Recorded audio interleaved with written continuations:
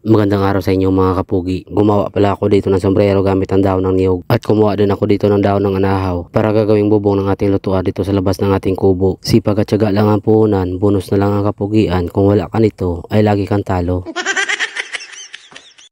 Pag-akyat ko pa lang dito sa bundok ay dumiretso kagad ako dito sa puno ng niyog para kumuha ng dahon nito na gagamitin natin sa paggawa ng ating sombrero. Ang kinuha kong dahon dito ay yung katabi ng talbos ng niyog dahil malambot pa ito at hindi kagad nababali. Sa tuwing binabaloktot mo ito habang gumagawa ka ng sombrero, pinutol ko lang ito at tinalis ang pinakatangkay nitong niyog para makuha ko yung pinakamagandang dahon dito. At kumuha lang muna ako dito ng isang pirasong dahon para ipangsukat ko dito sa aking ulo dahil dito tayo babase kung gaano kalaki ang gagawin nating sombrero at para sumakto din sa sukat ng ating ulo. At nung nakuha ko na ang sukat nito ay kagad ko naman itong pinutol para mahati ko na ito sa gitna at yung mga natira ay nilagay ko muna sa gilid dahil magagamit pa natin ito sa paggawa ng basket. At binawasan ko rin ang tangkay nito ng makapal para mabaloktot natin ito ng pabilog. Tapos ay pumunta na ako dito sa ating lamisa sa labas ng ating kubo para umpisahan na ang paggawa natin ng sombrero. Kumuha lang ako dito ng gunting at pantali. Tapos ang ginamit kong pantali dito ay yung tansi o nylon at sinimulan ko na itong talian para bumilog itong dahon ng niyog. At dapat kailangan maigpit ang pagkakatali mo dito para hindi kagad ito matanggal at dandahan din sa pagpapalusot mo dito ng mga dahon para hindi kagad ito mababali. At habang gumagawa ako dito ng sombrero ay dumating naman dito ang dalawang magpinsan. Galing sila doon sa pinagagatungan ng niyog para gagawing kupras. Dumaan lang sila dito para kumuha ng buko at para makapagpahinga na rin ang saglit dahil naghahakot sila ng balat ng niyog para gagawing panggatong doon sa agunan.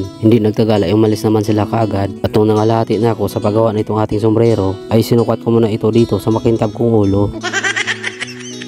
Nung sumakto naman ang sukat ay pinagpatuloy ko na ang paggawa nito. Sa paggawa mo ng ganitong mga bagay mga kapugi, dapat ay mahaba ang iyong pasensya. Sa una lang naman ang mahirap pero kapag nakuha mo na ang tamang diskarte dito ay sobrang napakadali lang ito. At nung malapit na akong matapos sa paggawa natin ng sombrero ay may dumating ditong mga bata kasama itong aming tiyahin. Mga anak ito ng pinsan ng aking asawa at may mga dala-dala sila ditong bunga ng santol at nagpost pa nga sa video mga kapugi.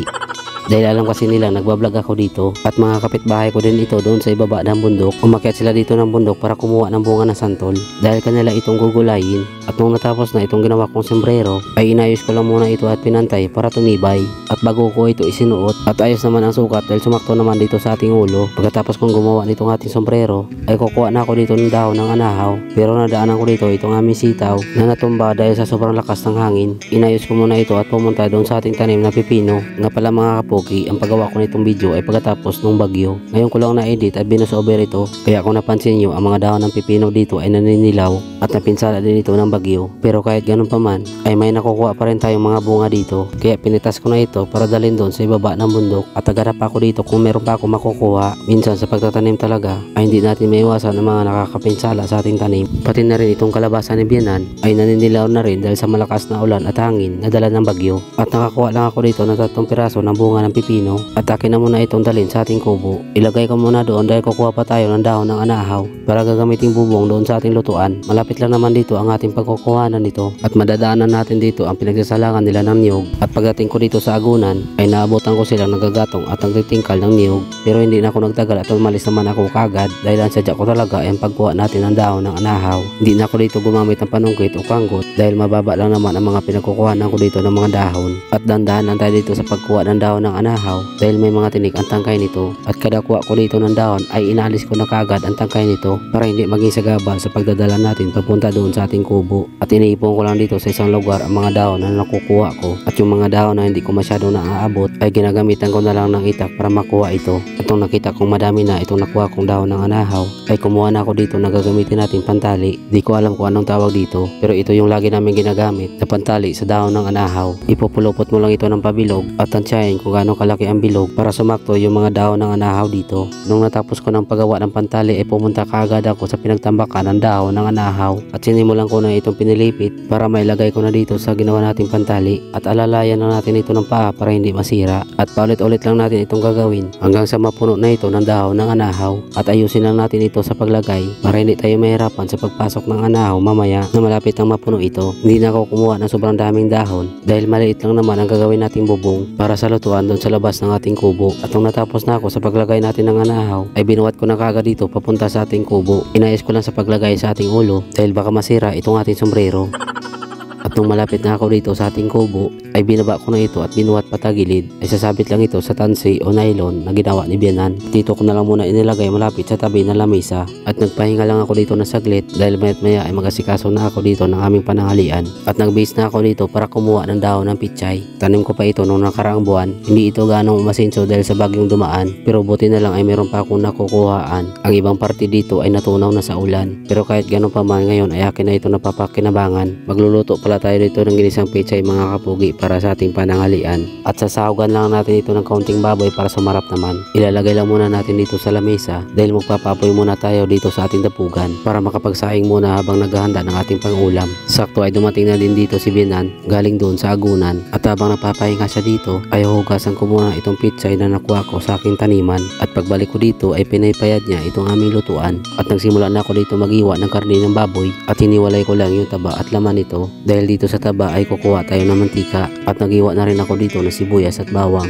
at nakakuha na pala dito si Bianan ng bunga na sitaw sa kanyang taniman. Idagdag ko daw ito sa aming lulutuing ulam. Kumuha lang ako dito ng takip para takpan itong karne dahil sa may mga langaw na nagliliparan at hiniwa na din itong sitaw na kinuha ni Bianan. Siyempre hindi natin itong kakalimutang hugasan para malinis yung ating kakainin ulam at malapit na rin itong maluto itong sinayang na ating isinalang. Kaya inilipat ko na lang muna ito sa kabila para makapagluto na tayo ng ating pangulam. Taba lang muna ang una kong inilagay para magkaroon tayo ng mantika at habang pinapamantika natin ang taba ng baboy ay iniwa ko muna ng medyo maliit itong dahon ng pechay para madaling kumasya doon sa ating kawali. At nung nagkaroon na ng mantika yung isinalang nating taba ay dito ko na ginisa ang sibuyas at bawang. Hinalo ko lang ito ng saglit at sinabay na ang taba ng baboy. Naglagay na din ako dito ng paminta at naalala kong may bunga na pala itong aming sili green kaya kumuha lang muna ako dito ng 3 para isabay ko sa aking niluluto. Siyempre hindi natin itong kakalimutang hugasan. Yung malapit na masunog itong karne ng baboy ay kagad ko namang isinalang itong sitaw at nilagyan kagad ng tubig. Sinundan ko naman kagad ng asin at bago ito tinakpan, pagbukas ko ulit kumulo na itong tubig pero ang asin hindi pa natunaw.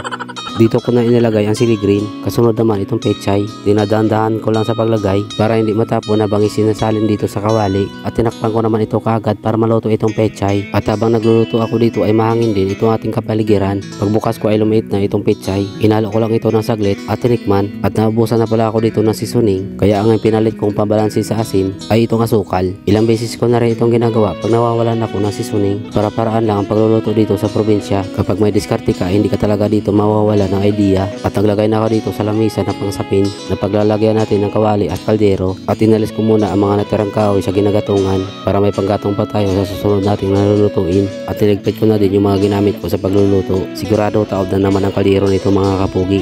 At nauna na dito sumandok si Bianan dahil kanina pa itong nagantay na matapos ako magluto. Paano mga kapugi, kain po tayo.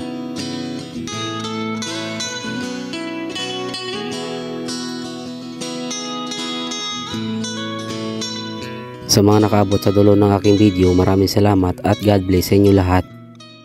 Shoutout nga pala kay Ira Lim at Sana Vasquez family, kay Jean Boke from Batangas, kay Maria Dolores Rojas na taga Pamay Village, Lantau, Hong Kong, kay Limars A.D. Makulangan from San Francisco, Lipa City, Batangas, Joynel Mercedes Saga na taga Southern Leyte, kay Marites Bathan Porto na taga Bukal, Batangas City, kay Oligor Siraos Dayton Jr. as a Tropa Neuro Piodoran Albay, kay Albert Ruiz na taga Karamuan, Camarines Sur, kay Roldan Leonor Laurelia watching from Mount Balagbag Barangay, San Isidro Montalban, Rodriguez Rizal, kay Mar Albay watching from Taiwan, kay Ricky Di Guzman watching from Incheon, South Korea, at sa Di Guzman family dyan sa Gumitna, Pambong, Bulacan, kay Alvin Lopez watching from Kuwait, at kay Elgin Roy Oranyo Godoy na taga Taguig City, Metro Manila.